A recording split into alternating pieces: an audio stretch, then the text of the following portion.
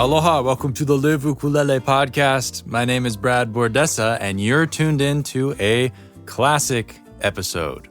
Trying something a little bit different because I pump out 2 of these podcasts per month for 10 months out of the year. That's a ton of content, and I like to think everybody has a chance to get through it.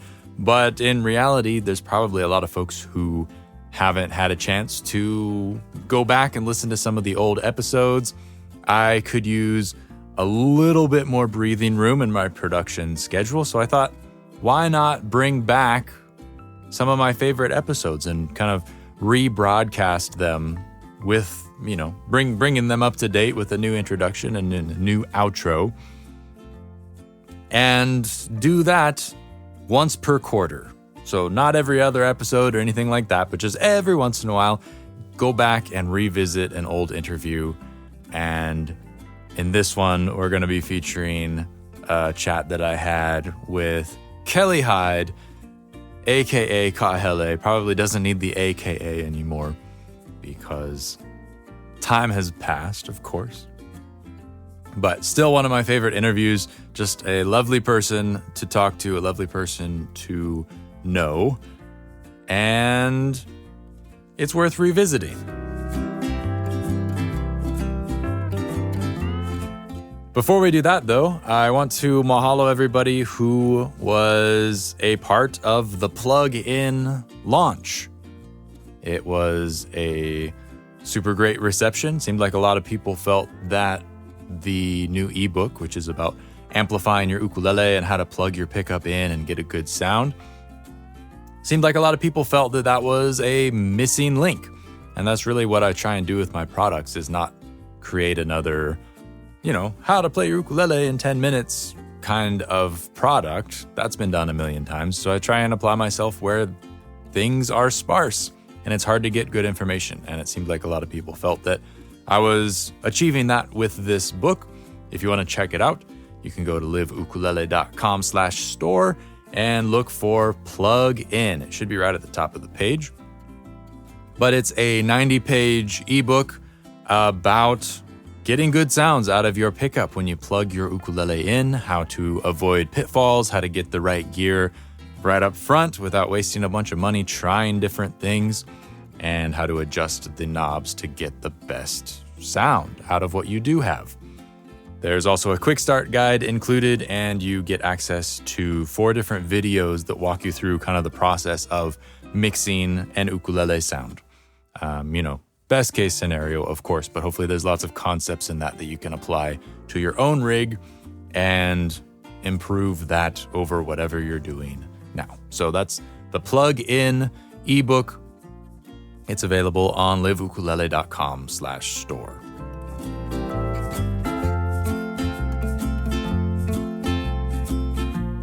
If you like what you hear of Kelly, be sure to go check out kellyhydemusic.com. That's HYDE, Hyde. Or kellyhyde.bandcamp if you want to buy some of her music. It's all wonderful. It's all just a treat for your ears. And without further ado, here is my interview with Kelly Hyde from late October 2021, and the very first Live Ukulele Classic Rewind episode.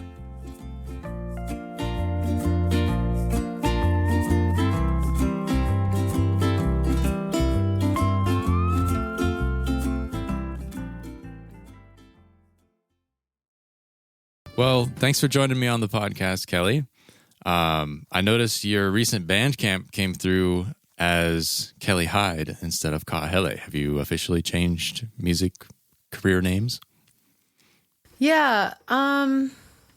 Well, 2020 allowed me to kind of have the time to dive into music, kind of more behind the scenes, and what work I could be applying to my music to further the success of it, I guess. So I just started to learn more online, how I could navigate this better as an independent musician. And I got the advice from someone where they checked out my Spotify profile and there's this is a nice name, take this with a grain of salt, but we also are learning that your name is Kelly Hyde, and that's a great name. Like, why don't you use your real name? Just like curious, And it kind of just like opened up this whole discussion in my own head of like, I've been hiding behind this other name. I think when I first started to play music, I was really shy, and I still am, honestly. And I was kind of like afraid of the world knowing my real name, and like with the internet, I'm like, oh, I'm already like bearing my heart and soul, and I don't know. It felt like a lot to use my own name. But I noticed that when I was asked the question, why don't you use this name Kelly Hyde? It's a great name. I noticed that I didn't have any resistance to that idea. And that surprised me because I love the name Ka'ahele. And I've been using it for a long time. But a big part of my rebrand was also the death of my father, because I'd forgotten that I had his middle name. So when I saw like all of his death certificates and stuff and like accident reports, it was like Theodore Kelly Hyde, and I kept seeing my name like in there. And maybe some people can relate to this, but I felt a closer connection with my father after he died, and he was a musician. And the name was just like ringing, and like that happened first. And then I was asked this question about like, why aren't you Kelly Hyde? And I didn't even take that much time to think about it. My Patreons, like I did a little poll with them. I was like, what do you guys think about me changing my name? And I asked some of my fans, and most people, like 70-80% were like, go Kelly Hyde, like you're Kelly Hyde. So yeah, I did it, and it feels good. Wow. And so how has that been with your existing fan base? Because I know you, for a Hawaii musician, you are fairly well known. You've done a really good job of kind of, publicizing yourself, and you've got a following locally and in the States, I believe. Mm-hmm. How has that been for people who look at the poster and they see, oh, Kelly Hyde, who's that? Right. Yeah. Well, I tried to be strategic with it, where I like I kept Ka'ahele in quotations. Like I changed the name online on everything, Kelly Hyde, parentheses or quotes, Ka'ahele. And I had that up like for a long time. And I still do have that up in case, and across YouTube and everything. So if people do like search it, they'll see. And it seems to be working, I think. Like, I guess I wouldn't know if some people just can't find me anymore. It was a pain in the tukish rebranding on like Spotify and everything. I would never recommend it. Like it was worth it for me at the end, but it's not like social media where you can go in and change your name. You start over from scratch. So all of your listeners, they disappear, and they have to find you again if you change your name. So I started from square one on all the streaming and everything. And that was like kind of a setback. But I think there's something in the name itself and, just the energy that I put behind it since then, because now I have way, way, way more listeners than I've ever had. Like, and it's not just the name change, but I feel like it could be part of it, I also was never really 100% sure that it was like pono for me to have a Hawaiian name. It just there was like always like a question there of like, I gave myself this name when I was really young and like naive, and like I just like was a cool name. Like, I'll take it. And in the last like, I don't know, 5 or 6 years, I've like questioned it a little bit if that's okay. And it sometimes just felt unsure, so. Well, that's great. Fresh start. Do you wanna play a tune so that my listeners can kind of learn about your style and hear what you do with the ukulele that's so different and unique from most other players? Sure. And so you play baritone primarily, right? Primarily, yes. Oh my God. You'd get a kick out of this. My studio is like 8 by 11, and I have, 3, I have like 6 baritone ukuleles, I think, or 7. Maybe you're like, yeah I've got 12. No. And then I have like a tenor banjo and 2 other like smaller ukuleles that, oh my God, they're just shoved in every corner. I don't know what's happening to me. Options. Right? Yeah, I'm like, oh, I've been lazy about changing strings on that one, so I'll just grab this other one here.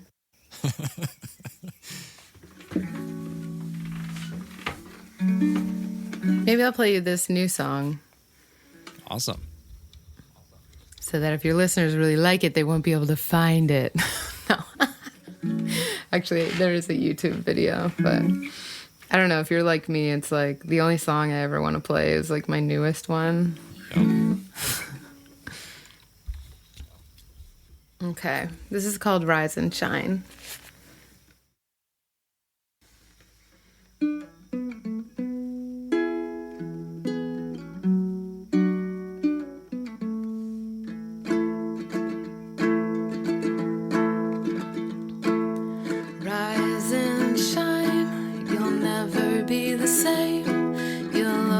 Have my name but won't need it. Play in time, sing on key and think of me, yeah.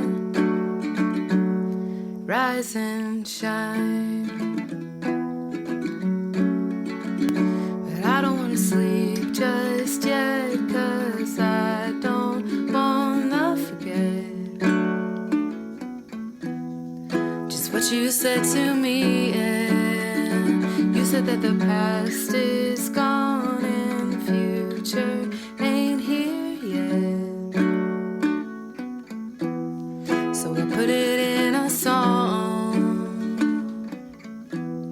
'cause it's what you would have wanted. So rise and shine, you'll never be the same. You'll always have my name but won't need it. Oh, play in time, sing on key and think of me, yeah. Rise and shine. Don't you go and leave just yet, 'cause I don't wanna forget what I said in my own song. That even if you're gone, you would have heard it all along. You said I am here, completely gone, but I can hear your song. I am here, and it is now, but I am gone, and I can't say how, but I'm still dancing to your song. So rise and shine, it's time to say goodbye. You've always had the time but won't need it. Let your smile be true, you just do you. I'm proud of you. Oh, rise and shine, rise and shine, yeah. Keeping on, keep on dancing to your song. Keeping on, keep on dancing to your song. So rise and shine, you'll never be the same. You'll always have my name but won't need it. Let your smile be true, you just do you. I'm proud of of you. Rise and shine.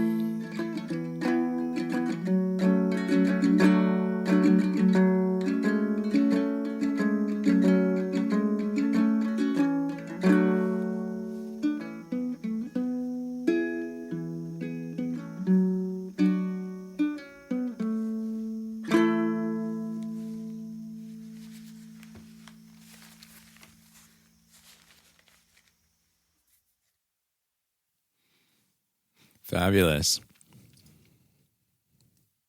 That's lovely. Thank you. Yeah. Glad I got through it without crying. It doesn't always happen. Well, you do such a nice job. From the very first time I saw you play, I was always just really blown away by your ability to kind of capture everything. So some ukulele players, I feel like they feel very bald and naked when they play such a small instrument with kind of, no low end or anything like that. And they're like always trying to compensate somehow. But just the way that your voice and your instrument work together, it's always like, that's all you ever need to listen to Kelly. It's like, that's the whole presentation. It's always so beautiful. And it's such a nice, Awesome. warm, fuzzy feeling to hear that on the ukulele. Because we don't get that a whole lot in the Thank ukulele you. scene, it doesn't seem like. I appreciate that. Yeah. Well, that means a lot to me coming from you. You're definitely one of the best uke players that I've met on this island. If maybe the best. Oh, thank you. And I think it's really nice to hear that because I can get so hyper focused on my voice because I've always been like, I'm not like I'm not like a vocalist. I have my limits. And actually one of the reasons why I play ukulele is because I have a soft voice and I'm not trained properly on how to project. And so like I used to play the guitar and my voice couldn't really like compete with how loud a guitar is. And so when I found especially the baritone, it just felt like I could sing comfortably and this instrument just so perfectly like accompanied that and just felt like I was like, oh, like, yeah, I can play guitar and everything, but this is my instrument, like just holding it. I was like, there she is, And so how did you end up playing baritone ukulele as opposed to just standard G, C, E, A? I just saw somebody playing one and I had never seen one before. And then they were like, yeah, try it. It's tuned like a guitar. And it was no problem for me to just kind of like, negate the two strings on it in my head. And I was just like, oh, this is a new instrument and I can play it like immediately. I just made the transition, no problem. Yeah, so it just kind of was like, here it is. So do you approach it more from like a guitar mindset or like a separate instrument as the ukulele mindset? I'm just curious because people always, they're like, how do I play baritone? I want you to teach me baritone stuff. And I'm like, I don't teach baritone stuff. It's all the same. You just move it around. And Right. I think it'd be interesting to hear kind of your approach to making that all make sense in your head. I think it was just because I played guitar. Yeah. I was like, oh, these finger placements are the same. And but now it's just easier to play and I don't have to worry about those two low strings. And I don't know, the guitar just felt like all big and bulky. And yeah, I don't know. I wonder if I had like, if I would have ended up gravitated towards this instrument if I hadn't played guitar at first. I could see myself, I probably would have ended up learning it. But yeah. And to be completely honest, like I know like close to zero music theory. Like I'm actually not a very good, I'm a good player, but I don't know what I'm like doing half the time. Just kind of like messing around and playing by ear. Has that ever been a limitation though? big time. How so? Mostly when I play with other people or when I go to record and I want a band involved. I get kind of embarrassed and I'm like, I'm like, hey, you're a great musician. You could probably just tell what I'm doing just by looking at me or by hearing it. And then it's like I make them do the work and it doesn't feel good. That's what they get paid for. You know? Right. Yeah, but it's like it helps to make their job easier. And like, I don't know. It definitely does limit me. And I'm trying to learn more. But I have a weird block with it. I don't know what it is. Like, you know, Joey Bradley, like I consider him my mentor, and I've been like, Joey, like, all right, I'm committed. Like, let's do ook lessons, you know, like teach me. And then like, I just can't seem to stick with it. I don't know, but it's one of my goals. Do you pretty much hear things and know how to play them though? If you don't have the music theory, you know, I find most people who maybe don't have that, they just play by ear much better than the average Joe. Right. I wouldn't say that I'm like that good, like where I hear a tune. So you're asking like if I hear a tune and then I can like figure it out by ear? Yeah, I mean, are you comfortable just interpreting with your ears instead of with your mind? I guess that is what I do. It's not as like rapid as I'd like it to be. Like it takes some time. But like with my own songwriting, it seems to be easy.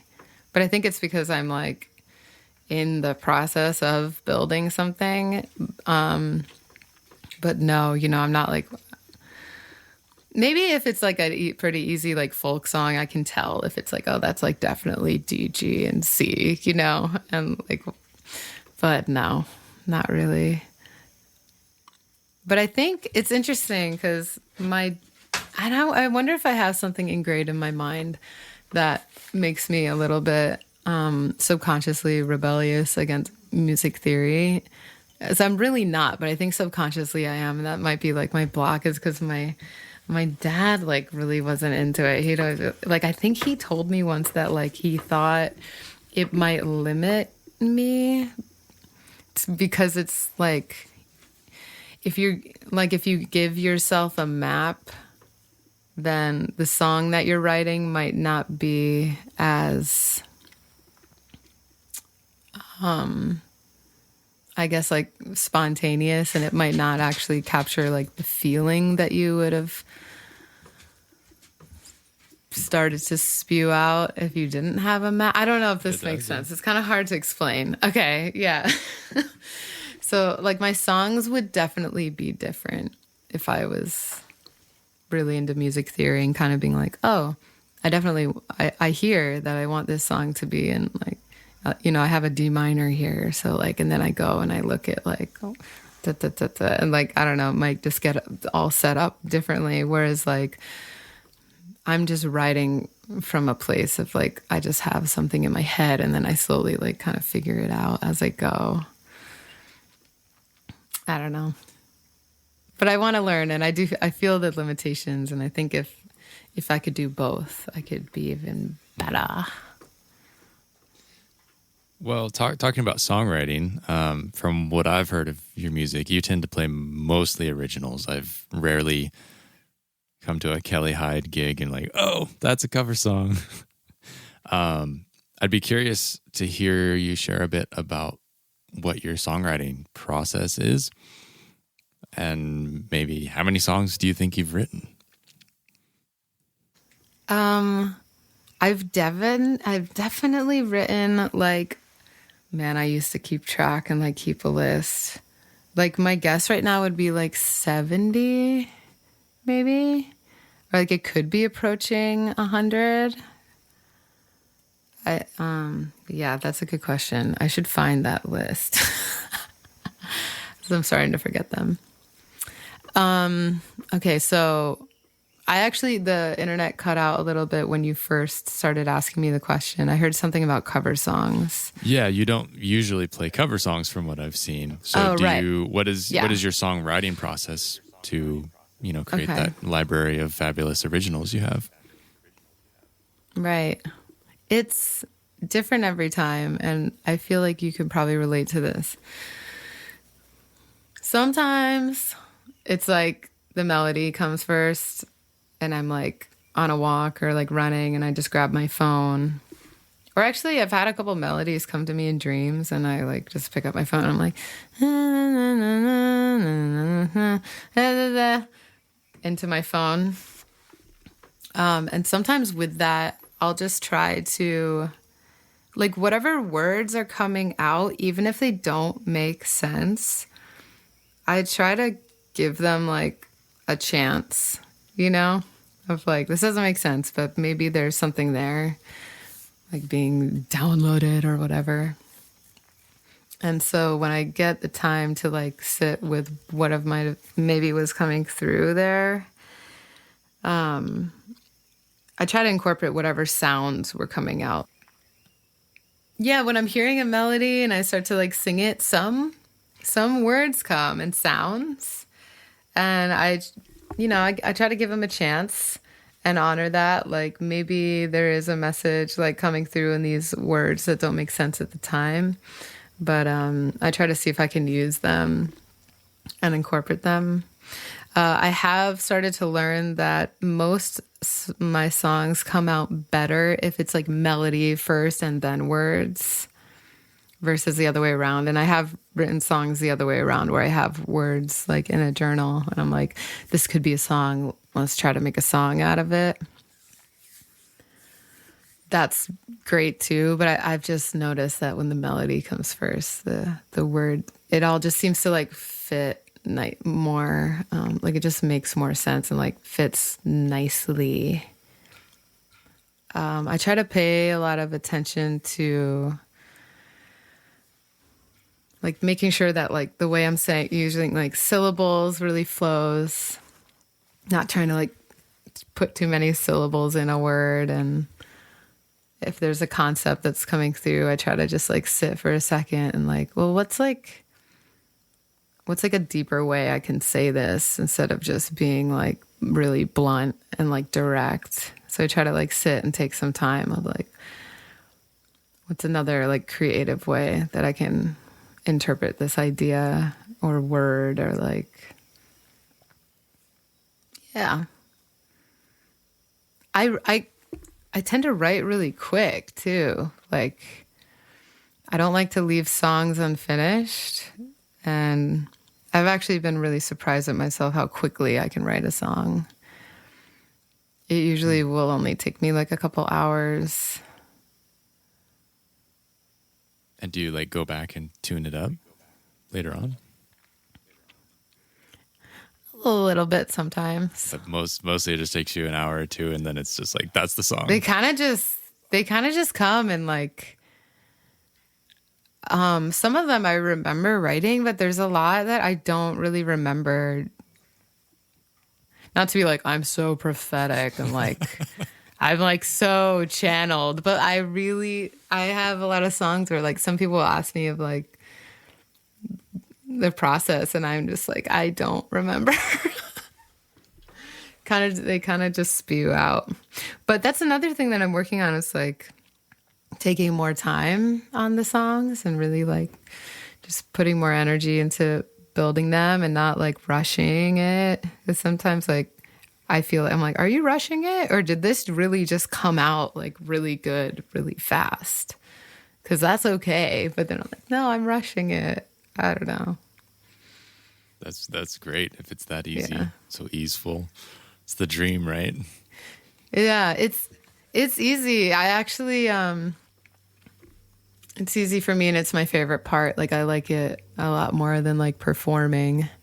And actually during 2020, when I did stop performing, I discovered some opportunities online where like I'm getting paid to write custom songs now. So that's fun. And like the pay is like, It's like, okay, so I kind of have to do it fast. And I do, and I'm like able to, and it's pretty cool. Well, that's a different set of skills. Yeah. Yeah. And in the past, I think I would have been like way too not territorial. Like my ownership of my songs, I would have been like, no, I'm like never writing for other people. Like these songs are mine, you know. But I really enjoy doing it, and it just feels like sweet. You know, most people are like requesting love songs, and I don't write love songs, so it's also become an outlet for me to like get cheesy and just like write these strangers their love songs, and it's just really cute and warms my heart. So you say you don't write love songs. Most of the things that you do write about tend to be more sustainability related, like farming, kinds of just kind of rootsy things. How do you have any kind of mental approach to that to avoid being cheesy? Because I find that trying to capture those things, you do it really well, but most people don't. And it's like, it's like terribly corny to try and listen to a sustainability song or a farming song. Huh. See, and, that's our area too, right? Is everybody's excited about these things and they like to capture these. Right. But it doesn't always work. Right. Oh man, I really, really appreciate, these are like some of the best, like, I don't know. I really appreciate that reflection as a songwriter. Thank you.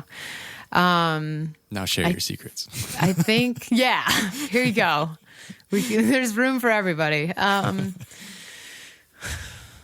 It's funny because I didn't even know that I'm like when you say like, oh, you're writing about like sustainability and farming, and I can see how, okay, so what it is like, it's like the human, I think like the human condition, and I bring in like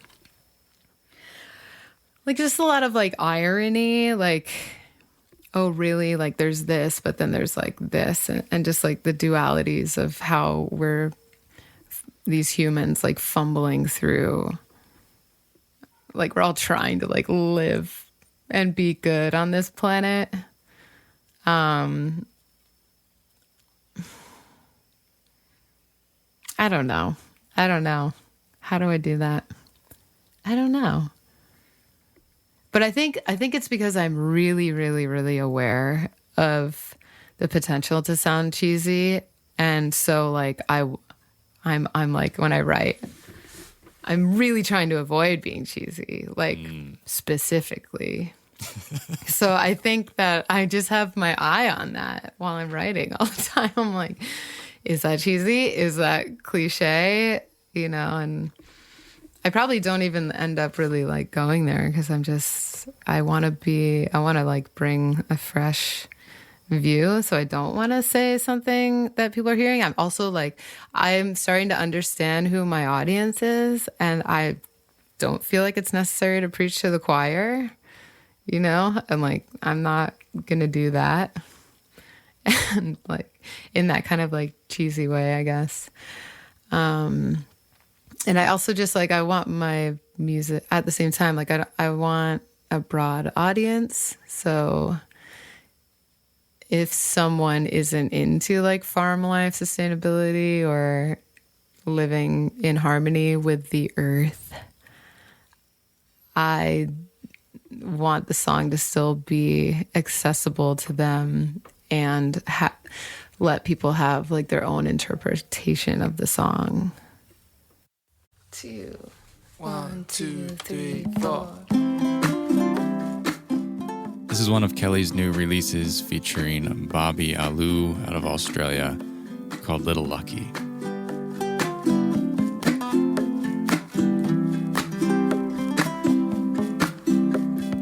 Walking along, got my 4-string on and I'm strumming, humming, got a little rhythm in my mind. Oh, when I feel a little lucky, gonna share it with the band tonight. Yeah, paddle along, got my fins strapped on and I'm floating, ready, got a little board under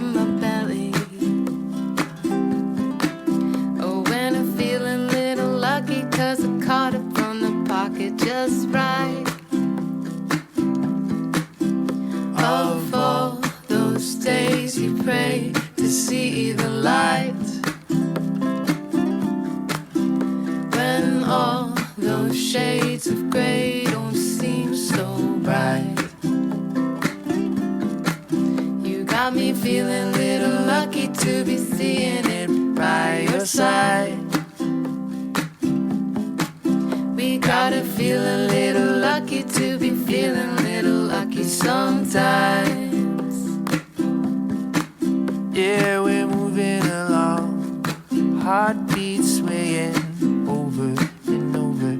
I wanna replay it all the time. I feel a little lucky to be feeling this moment bright. I'm trekking along, got my smile on. I'm picking and packing, snacking a banana outside. Yeah, I feel a little lucky, got my baby in the van tonight. Of all those days you pray to see the light, when all those shades of gray don't seem so bright. You got me feeling a little lucky to be seeing it by your side. We gotta feel a little lucky to be feeling a little lucky sometimes. Whoa, yeah, yeah, I've had along, got my smile on 'cause I'm floating, I'm ready. I got a little board under my belly. Oh, when I feel a little lucky, got a puppy in my van tonight. We gotta feel a little lucky to be feeling a little lucky sometimes. We gotta feel a little lucky to be feeling a little lucky sometimes. Well, you said you had a bunch of instruments hanging around your studio. Folks really like to think about the instruments they play, and when I see you play, I don't ever recognize the brand or whatever of the instrument you're playing. What do you play? What kind of ukuleles do you have? Yeah, but that's interesting because so the one that I just played and the one you've seen me play the most doesn't have a brand. It's like a complete mystery instrument. It's just a vintage koa baritone. It's gorgeous and it has no brand.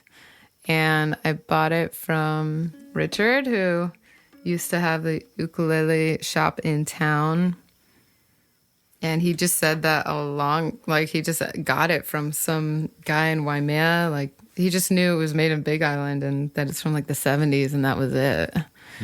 So I was like, cool, I'll take it. It also has like a really interesting shape and it's kind of smaller than most baritones. But besides that, I have a Pono mango wood baritone. And then I have a 8-string baritone kala. Yeah. And then I have a tenor kala. I kind of just like, I don't even know how I ended up. I have definitely a couple of kalas just that people were just like, do you want this? Okay. But I do like, I'm not really, I haven't really figured out what brand like I really love, honestly. Like I always just like my mentor, I bought the Pono mango one from my mentor and he's a good person for me to like go to if I'm interested in a ukulele. I'll be like, what do you think about this? And like the brand and stuff. And yeah, so Joey knows all. He does. He so does. Oh, and then I actually have I have an electric baritone that, hold on, let me look at it. Oh. It's a Pono. So I guess I like Pono. That one's cool. Have you played those? Just like the solid body, like electric. I've got one of the solid body baritones. Yeah. Oh, okay. Yeah. It's pretty cool. I changed the pickup. I didn't like the stock pickup, but otherwise it's great. Yeah. Mine is being kind of like a mystery guy. It won't work when I plug it into my own PA system or my own interface, but it works in every other place I've tried to plug it into. That makes troubleshooting easy. Yes. Yeah, it's been a headache. But yeah, I bought that during the pandemic too. I'm just like, woo, let's get them. Yeah, those are cool for like beater stage ukuleles where you're like jumping around and crazy and it's loud. Yeah. I actually thought it would be better for me to travel with because I don't know. I just get these like the Koa one. I'm just very protective of, and I feel like they get all like warped when I travel with them to like New York in the winter and stuff like that. So. Yeah, well, if it's a one of a kind of a thing and you don't even know who made it, yeah, that's kind of sketchy. Yeah, that one has like a mystery problem with its pickup too. So I just have my backup. I realized, I think it was right before the pandemic, how important it was to have a backup instrument because I had a gig and my pickup just crap the bed, as they say. And I had to like Joey again. I was like, Joey, I need to borrow ook, So that I was like, oh, I gotta have a backup. Always have a backup, guys. Solid tip. Yeah. What are your plans for touring and stuff? I know you kind of get around and make an effort to get off the island. I sure did. Yeah. I think I'm just waiting for that to feel like it's okay again. I think in 2018, I did a little tour in Europe. Fun. And after I did that, I was like, I'm only touring out of the country now. Because I don't know, I did a couple little tours on the mainland and they're fun and great. And I love like revisiting the same people, but financially it would just take me out kind of. So, but I was also like always wanting to take other people with me in like a band. And I think that if I toured solo, I could make it pay for itself or make some money, but I don't like touring solo. I've never done it because I know I'd hate it. But in Europe, I don't know if you've been there or played there, but I just really feel like the people there recognize musicians like as a profession, like, oh, that's a musician. That's their profession. We will pay them professionally, Right. Like, and it just felt so good. And I just got really inspired. Like, I sold so many more albums than I usually sell. Like, the level of like value, it just like felt like a different.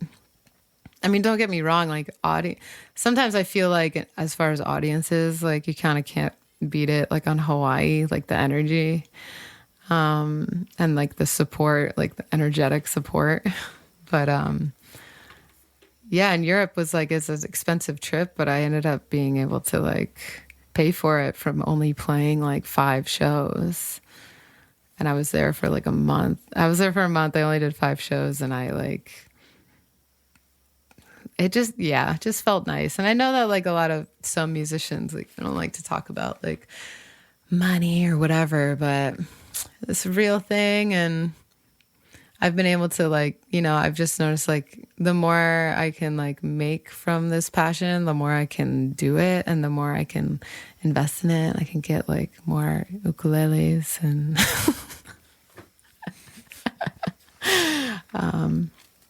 so I want to go back to Europe and do that. Nice. Yeah. Yeah. Why not? And it's kind of cool. Like, honestly, it's kind of cool to show up and be like the person from they think it's like so exotic, like someone coming from Hawaii to play music. Like, they've never seen that before. So there's like this different kind of interest. So that feels cool too. Yeah. I taught a workshop in Germany, and I was just going on vacation, going on holiday, going to go see the country. And I had a friend there and said, I'll set up a workshop. And so I did a workshop, and the Germans on the other side of the world, they wanted to learn Hawaiian stuff. Wow. And that was what I taught them for 2 solid days. And they were just laser focused on learning as much as they possibly could while I was there. Wow. And it was so interesting. It's like you couldn't get people in Hawaii to be this interested about Hawaiian music ever. And you're these random German people, and they're stoked over the moon. That's awesome. That's wow. Cool. Yeah, right. I know that it's fun. It's fun to go like enter into other worlds and just like soak in their culture, and then they soak in you because you're from a different culture. That's like, I live for that. Like, I look forward to traveling abroad again. Yeah. So are you working on any projects in the meantime?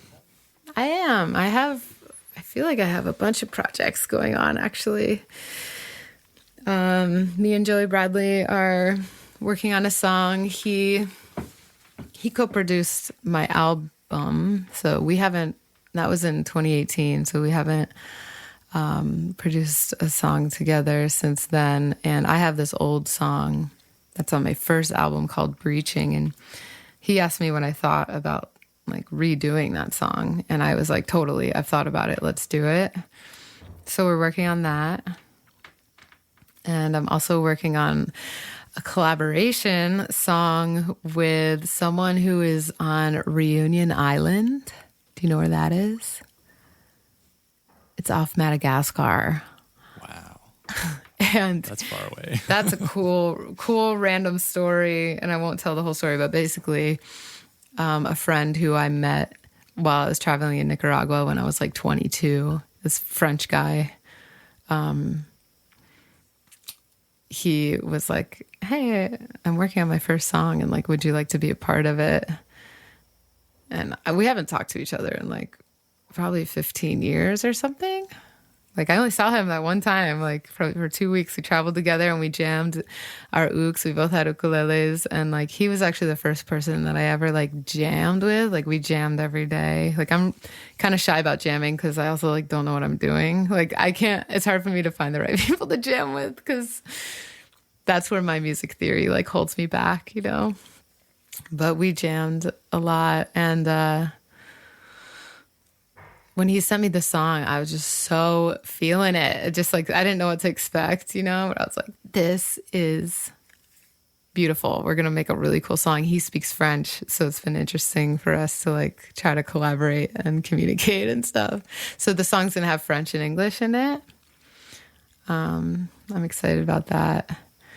And then that song that I just played for you guys, I really, really want to record that one, like bad. So that's also, I feel like, in line.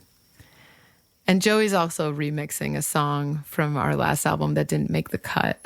It's called Good Life. So that could be maybe the next release. Nice. Well, could you share one more song? Sure. Hold on. Can I make a request? Yes, please. I was going to ask you, but I didn't want to put you on the spot. Golden Time?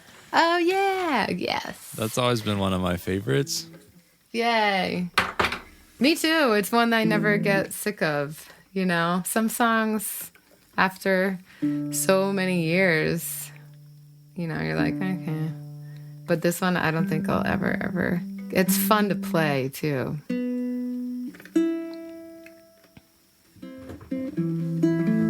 I haven't played it in a while, so I might mess up, but it's all good. You don't care, I don't care.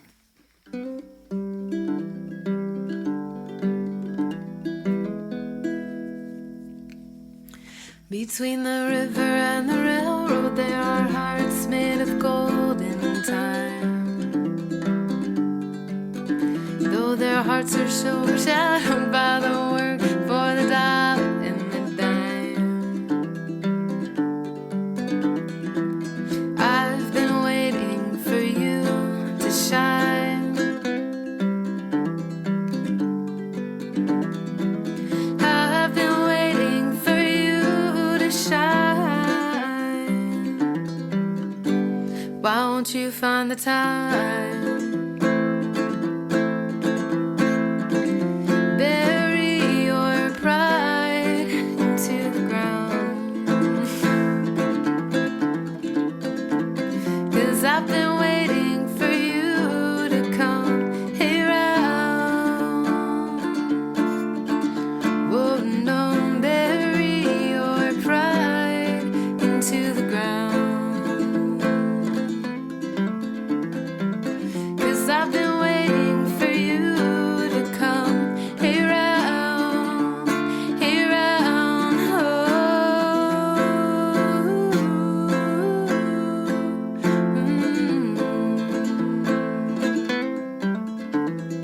Oh, no.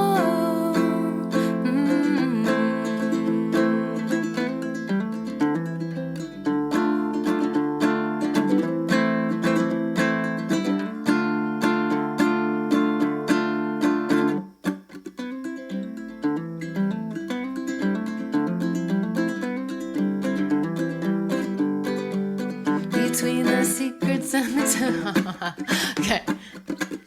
Between the secrets and the tiptoes, there are truths made of solid light.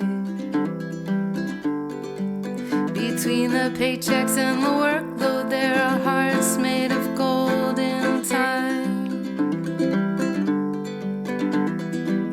I've been waiting for you to shine. I've been waiting for you to shine. Why won't you find the time? Bury your pride into the ground.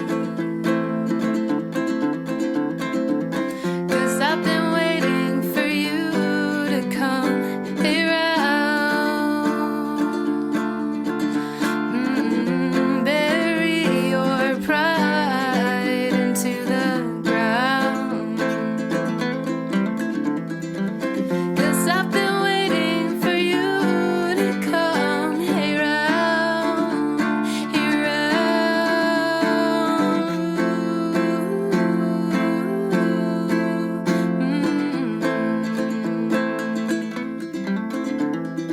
Oh, no, no, no.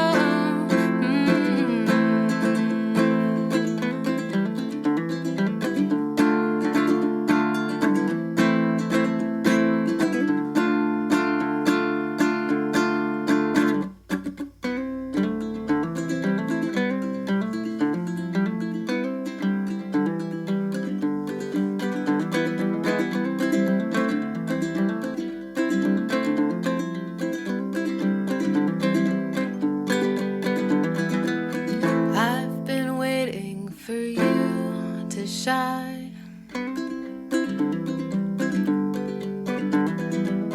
I've been waiting for you to shine. Why won't you find the time?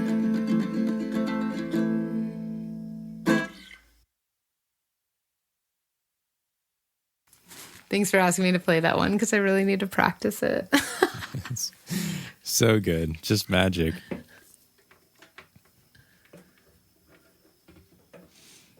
Fabulous. Well, thanks for sharing. Yeah. Thanks for. You've got that monster bass line in there that's like in between your strums and everything. That's pretty killer. I think Nice. a lot of people would love to know how to do that. Do you have any tips for folks practicing and getting into, I don't know, just what is Kelly's top tip for practicing ukulele? I think just like let yourself like just F around on it a lot, you know? Like, don't worry about if you think it's like going anywhere or not, or if it sounds like right or wrong. Just like try different things with your fingers. Like I obviously am a fan of hammer-ons. Like when I discovered hammer-ons, I was like, this is fun, and just adds like a lot of just different sounds and flares, and you know, pull-offs, and just let your fingers just like play a lot. You know, if you like have your fingers like landed on a chord, just see what it sounds like to like pick every one of them up, you know, and like see what that sounds like, or slide around and just like play around. And then if you find something that sounds cool and different, record it so that you don't forget it. Yeah. Or like take a picture of your hand or something. I actually don't do that. But I wish I did a lot. But that's because I don't know music theory. But if I knew music theory, I'd be able to look at my hand and be like, oh, this is what it is. And then I could write it down. So learn some music theory. But yeah, I actually have, I have ukulele lessons on my Patreon if people are interested. Sweet. So tell us more about how folks can find you. Wow, I almost said Kahele. KellyHydemusic.com. And if you scroll down on the homepage, you'll see a video that explains what Patreon is. It's an old video, and it doesn't include... Actually, no, I have a whole page on my website dedicated to ukulele lessons, so you'll probably just find that on the what's it called, the navigational bar on the top. But it is like, so as you know, I don't know music theory, so I'm very clear with my students that I'm going to help. It's basic. You know, I really only know how to teach basic.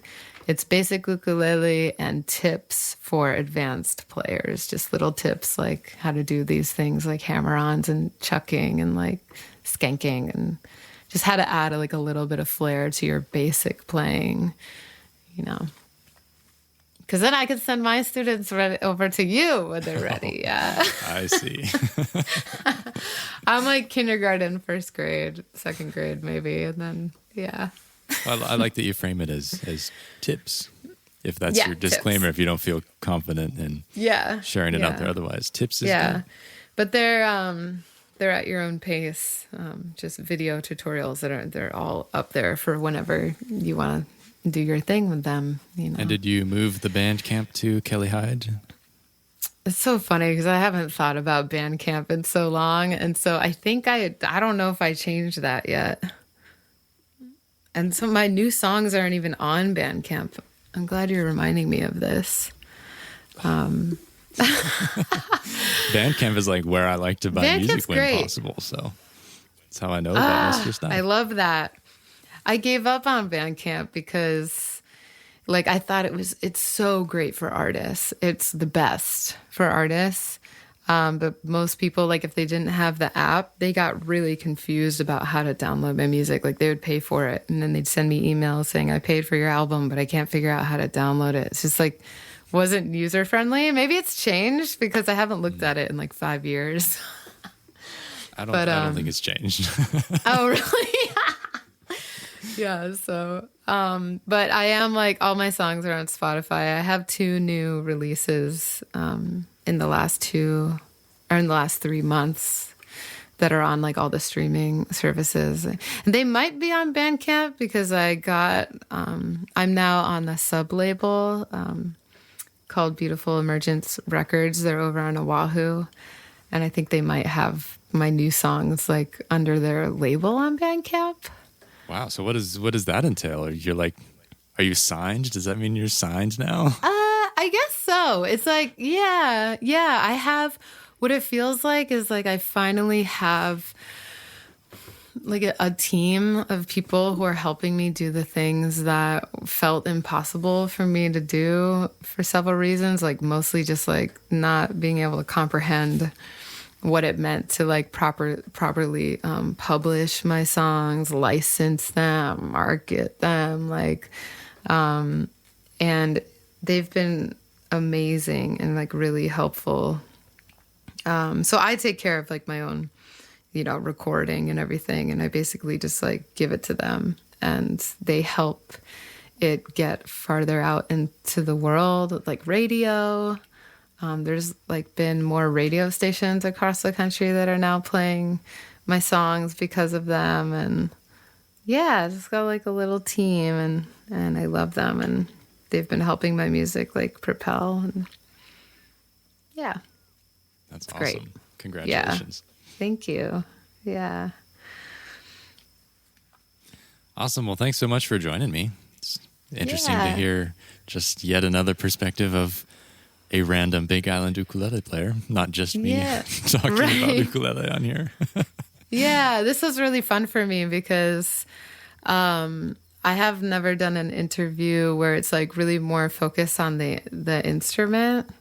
And so it felt really good to just like focus on that and kind of like honor the instrument more. And you've made me feel a little bit better about my playing. So thank you.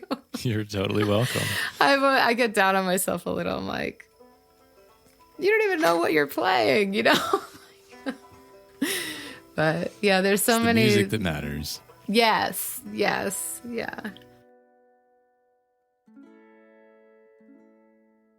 There you have it. An actual blast from the past. Be sure to check out kellyhydemusic.com or kellyhyde.bandcamp for more about Kelly's work and music. There are a handful of new singles on the Bandcamp since we last talked. So go have a listen to those and, check out Star That Met the Tide. As far as like my personal history with Kelly, like that was really felt like the album where she arrived and was able to present the music that was kind of in her head. And the other albums are wonderful and the songwriting is great and all that, but sometimes there's just a little bit of that work that has to go into that thing that comes across completely transparently that is sort of the main artistic vision. At least that's how I feel. So Star That Met the Tide is really sort of the flagship album, in my opinion, as a fan, as a listener. But the new singles are lovely as well. So check it all out. Kelly Hyde, Hyde, Hyde, and go show her some love.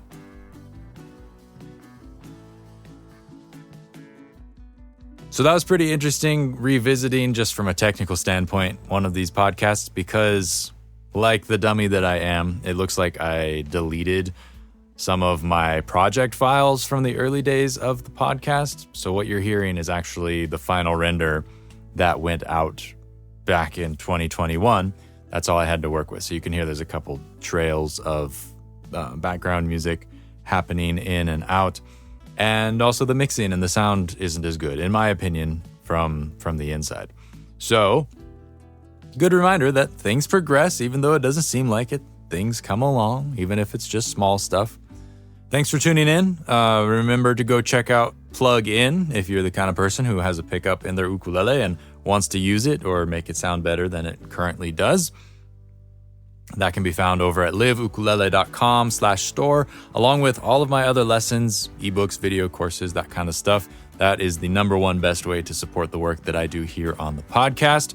So if you enjoy, head on over there and see what I offer that is of interest to you. The Live Ukulele podcast is published on the first and third Saturdays of every month. We'll be returning next month. I've got a couple things that I'm sitting on. Joey was over last week and we had a great discussion about singing with a little bit of critique. I sang a bit for him and he gave me some thoughts on what I could do to improve, but mostly just hearing his thoughts on singing and his enthusiasm for singing. It felt really good because I think singing is often sidelined with ukulele stuff because we're talking about ukulele, and the singing is either, oh, you have such a beautiful voice, or you don't sing at all. And so Joey had a lot of really nice things to share, and I'm looking forward to bringing those to you folks. Stay tuned, get subscribed on your podcast platform of choice, and I'll catch you next time. Ahui ho.